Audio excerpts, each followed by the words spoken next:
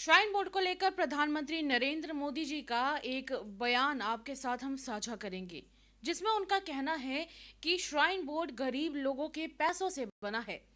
पिछले दिनों से आप देख रहे हैं, काफी समय हो चुका है श्राइन बोर्ड की उस Shri Mata Vaishno Devi institute of medical excellence को लेकर बवाल जम्मू में लगातार बना हुआ है। बवाल का सबसे बड़ा कारण है कि 50 में से 42 सीटें एक खास समुदाय को दे दी गई। जब इस बारे में लोगों से बातचीत की गई तो लोगों का ये कहना था कि जब सीटों की बारी आती है तब जम्मू वालों के साथ ऐसा अन्याय क्यों? क्योंकि जब श्राइन बोर्ड की जितनी भी चढ़ावा श्राइन बोर्ड के पास जाता है, वो जाता है माता वैष्णो देवी को जाने वाले चढ़ावे से। यानी कि श्राइन बोर्ड माता वैष्णो देवी के ही चढ़ावे से बना हुआ है। तब फिर जब सीटों का आवंटन होता है तब उस दौरान एक खास समुदाय को ज्यादा सीट्स क्यों दी जाती हैं? ज्यादा सीट्स देने के लिए ज्यादा से ज्यादा हिंदू समुदाय को सीट्स यहाँ पर दी जानी चाहिए थी।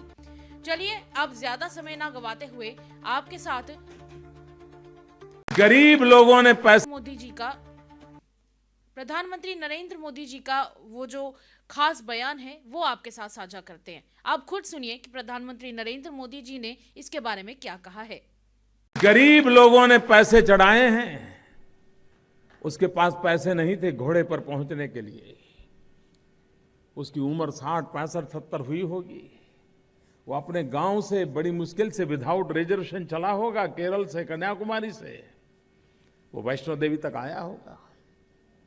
मां को चढ़ावा चढ़ाना है, इसलिए रास्ते में एक टम खाना छोड़ दिया होगा कि मां को चढ़ावा चढ़ाना है। ऐसे गरीब लोगों ने, और हिंदुस्तान के हर कोने के गरीब लोगों ने, किसी एक कोने के नहीं, हर कोने के गरीब लोगों ने इस माता वैष्णो देवी के चरणों में कुछ न कुछ दिया होगा।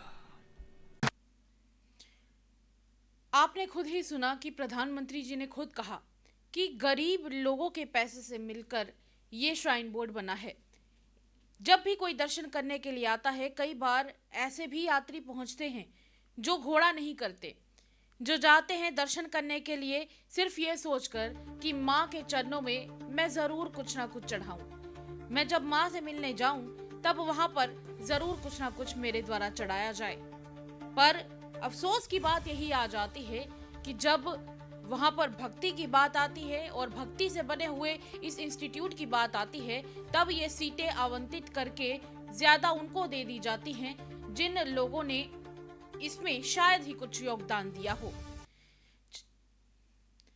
और इसी के साथ एक बात और भी है, इस प्रधानमंत्री जी के इस बयान की अगर बात करें, ये बयान है 9 साल पहले का, जब प्रधानमंत्री नरेंद्र मोदी कटरा आए हुए थे और उस दौरान यहाँ पर एक कॉन्वोकेशन था, जिस कॉन्वोकेशन फंक्शन के दौरान उन्होंने 9 साल पहले ये बयान दिया था। तो जाहिर सी बात है, जब प्रधानमंत्री नरेंद्र मोदी को भी इस बारे में ज्ञात है, तब जम्मू कश्मीर की भारतीय जनता पार्टी इसके ऊपर क्या कुछ करेगी या नहीं करेगी, ये बड़ा सवाल बना हुआ है। हालांकि जम्मू की अगर बात करें, जम्मू के कई सारे इलाकों में संघर्ष समिति के द्वारा प्रोटेस्ट किया जा रहा है, और तो और संघर्ष समिति के साथ और भी कई सारी ऑर्गेनाइजेशंस हैं जो इसमें जुड़ चुकी हैं, जिनका ये मानना है कि श्री माता वैष्णो देवी कहीं ना कहीं सिर्फ और सिर्फ जम्मू से ताल्लुकात रखने वाला एक बहुत बड़ा इंस्टीट्यूट है। श्राइन बोर्ड भी जम्मू कश्मीर से ताल्लुकात रखने वाला एक बहुत बड़ा इंस्टीट्यूट है। तो फिर ऐसे में ये भेदभाव क्यों किया जा रहा है? इसके चलते पिछले दिनों प्रदर्शन की अगर मैं आपको तस्वीरें दिखाऊं, आप उन तस्वीरों में साफ देखिए कि उपराज्यपाल मनोज सिन्हा से भी जम्मू के लोग नाराज हो चुके हैं। आप तस्वीरों में देखिए, जब प्रोटेस्ट हो रहा है तब उस प्रोटेस्ट में यहाँ पर लगातार नारे भी लगे, यहाँ पर लोगों का गुस्सा भी प्रकट हुआ और तो और पुतले भी जलाए गए। लोगों का गुस्सा अब इतना ज्यादा बढ़ चुका है कि लोग अब इस पर सीधा सीधा जवाब चाहते हैं। इसी के साथ आपको ये भी बताने की जरा एक बार हम कोशिश करेंगे कि इस सब के दौरान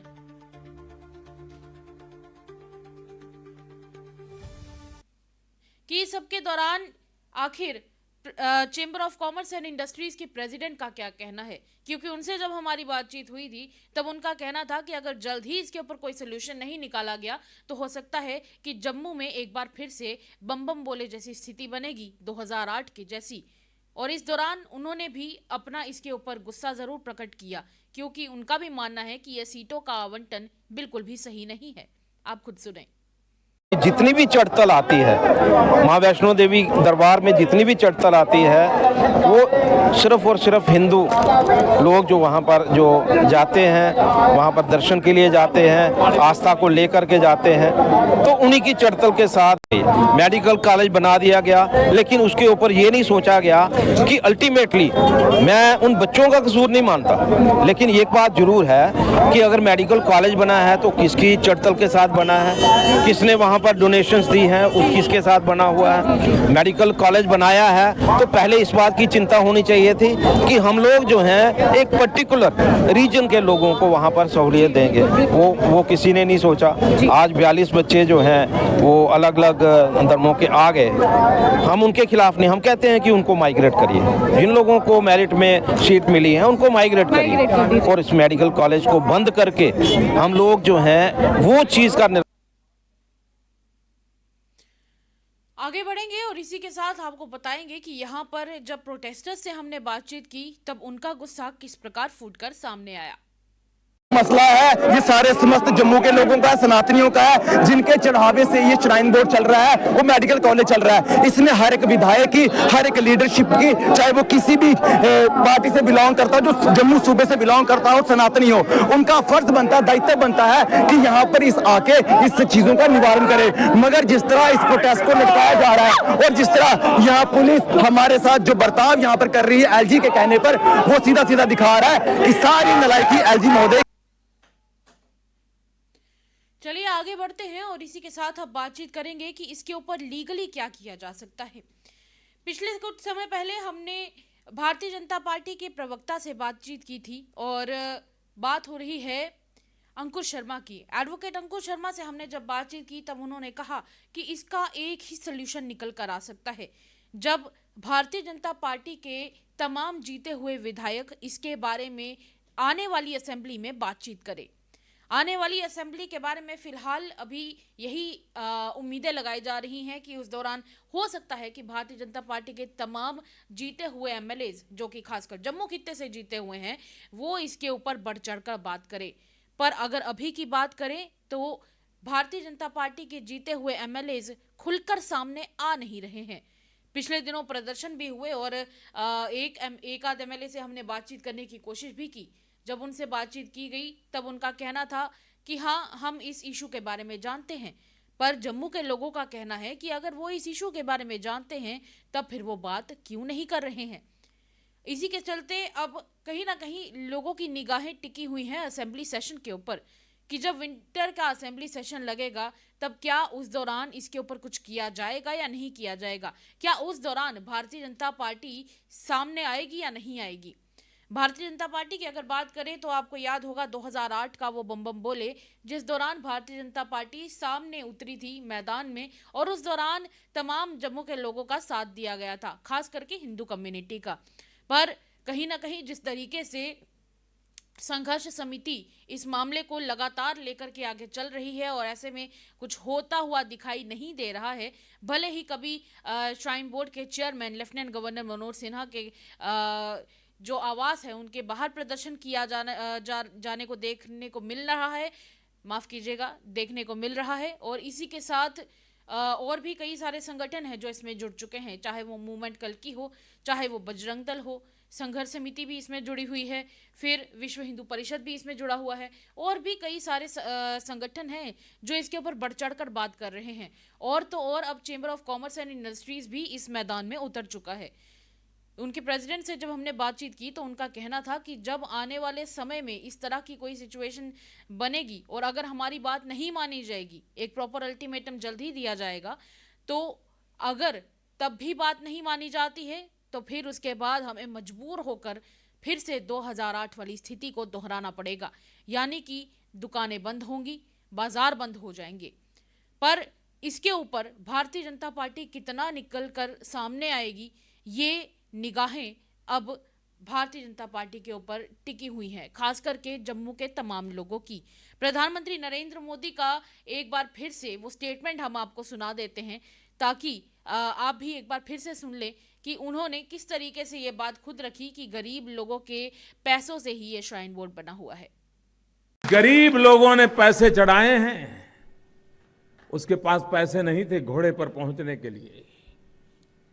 उसकी उम्र 60, 65, 70 हुई होगी। वो अपने गांव से बड़ी मुश्किल से विदाउट रिजर्वेशन चला होगा, केरल से, कन्याकुमारी से वो वैष्णो देवी तक आया होगा। मां को चढ़ावा चढ़ाना है, इसलिए रास्ते में एक टम खाना छोड़ दिया होगा कि मां को चढ़ावा चढ़ाना है। ऐसे गरीब लोगों ने, और हिंदुस्तान के हर कोने के गरीब लोगों ने, किसी एक कोने के नहीं, हर कोने के गरीब लोगों ने इस माता वैष्णो देवी के चरणों में कुछ न कुछ दिया हो। चलिए अब नजरें इस वक्त टिकी हुई हैं भारतीय जनता पार्टी के उन एमएलएज के ऊपर जिन्हें लोगों ने वोट देकर जिताया है, खास करके जम्मू खित्ते के लोगों ने। जम्मू खित्ते के लोगों ने भारतीय जनता पार्टी से बहुत सारी उम्मीदें लगाई हुई हैं। अब देखना तो ये है कि क्या असेंबली सेशन में प्रधानमंत्री मोदी के इस पुराने भाषण का यूं कहे कि हवाला देकर, या फिर यूं कहे कि इसके बारे में बातचीत करके क्या अमेंडमेंट के ऊपर जोर दिया जाता है या नहीं दिया जाता है। क्योंकि इसके लिए दो रीजंस हैं, या फिर यूं कहें कि दो रास्ते कहीं ना कहीं इस पर इसके लिए इस्तेमाल किए जा सकते हैं, इसके लिए उपयोग में लाए जा सकते हैं।